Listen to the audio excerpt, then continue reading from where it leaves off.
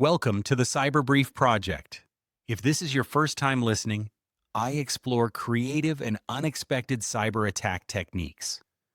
The goal is to make you understand how attackers think, what they choose to target, and how you as a defender can improve the way you see and respond to threats. Today, we're going to take a closer look at one particular attack technique. We'll break it down step by step, understand why it works, and consider what it means for defense. So let's get started with today's episode. Today we're going to dig into a type of cyber attack that basically wins the whole game before the alarms even have a chance to go off. It's a technique that quietly, surgically dismantles the system's defenses, paving the way for a devastating ransomware attack. So let's break down exactly how they pull it off.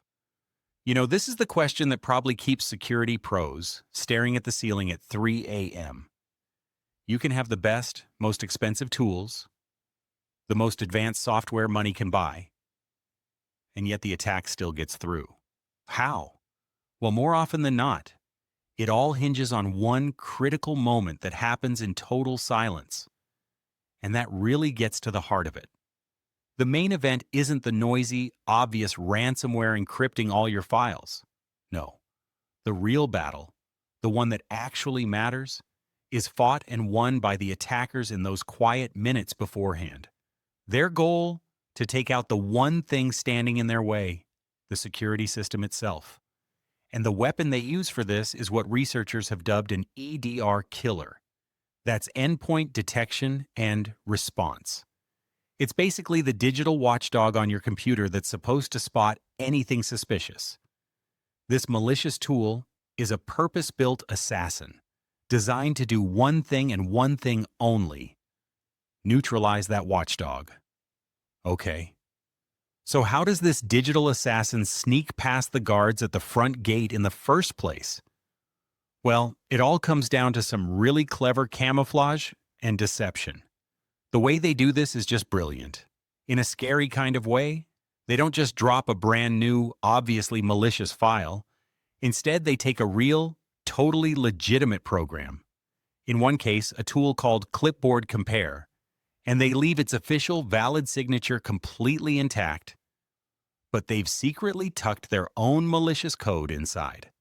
So the legit app runs, and their code runs silently right alongside it, without raising any immediate red flags. But the really dangerous stuff, the actual weapon, is buried under all these layers of deception. It's encrypted, it's compressed, and the code is all scrambled up. It's designed specifically to confuse automated scanners and even human analysts. The real payload only comes to life after the program is already running, when it unpacks itself directly into the computer's memory, a place where it's much, much harder to detect. Once the EDR killer is running and has unpacked its hidden cargo, its true mission kicks off: to get its hands on the ultimate key to the entire system. You see, that first program is just the delivery guy. Its real job is to find and activate the second, much more powerful piece of the puzzle: a malicious driver file that's been sneakily placed on the system earlier. The EDR killer's code knows exactly what to look for: some random-looking file name, and when it finds that file, it loads it into what's called kernel mode. Okay, think of it like this. Most of the programs on your computer run in user mode. That gives them a key to, say, one room in a huge building, but a driver running in kernel mode, that has the master key to the entire building. It has absolute control. It can read any memory, shut down any process, and talk directly to the hardware. It can do literally anything at once. It all boils down to this precise four-step dance. First, attackers get their malicious driver onto the machine. Second, they sign it with a stolen digital certificate to make it look legitimate. Third, they use their EDR killer tool to load that driver. And fourth, once that driver is in the kernel, it's game over for the security software.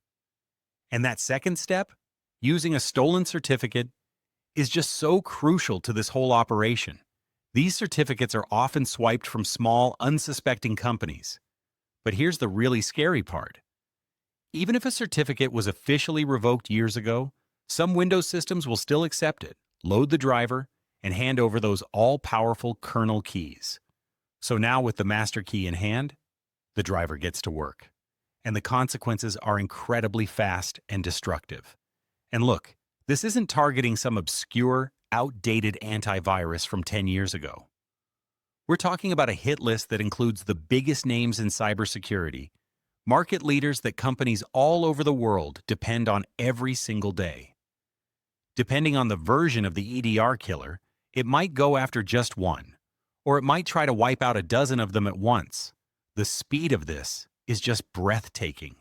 Researchers saw the same pattern play out time and time again.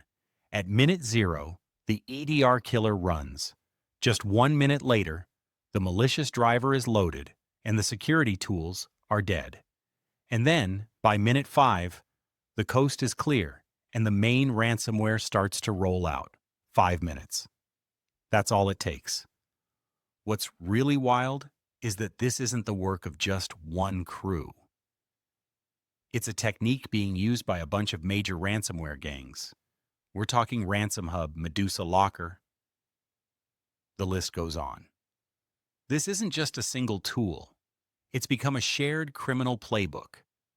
And this really points to how specialized the cybercrime world has become. It's like an ecosystem. While each gang has its own customized version of the tool, they're often using the same core method. And they even use the same commercial packer as a service, something called HeartCrypt, to help hide their tools from defenders. So when you're up against a threat this sophisticated, this widespread, what's the big lesson here? How do you even begin to defend against it? It really means we need a fundamental shift in how we think. The old way, trying to find and block one specific malicious file, is basically useless here. Attackers can just change the file, recompile it, and it's a whole new thing. The new mindset has to be about spotting the behavior. Because the real danger isn't any single file or any one ransomware gang. It's the repeatable process. It's the technique of using a malicious driver to get kernel access and kill the security software. That's the constant.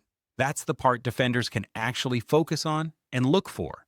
And here's the bottom line, the key takeaway.